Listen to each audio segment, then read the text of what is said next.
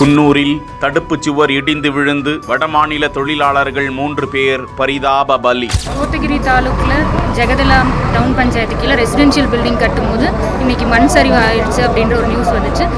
இது 4 பேர் வேலை செஞ்சுருக்காங்க ஃபீல்டில். 3 பேர் பாடி இது வரைக்கும் ரெக்கவர் பண்ணி குன்னூர் ஜிஹெச்க்கு கொண்டு போயிட்டு இருக்காங்க. இது அனுமதி பெற்ற இடமா அனுமதி இல்லாத இடம்? அது டவுன் பஞ்சாயத்தில் கேட்டிருக்கோம், செக் பண்ணுங்க சார். ரெசிடென்ஷியல் பில்டிங் பர்மிஷன் இருக்கான்னு செக் பண்ணுங்க.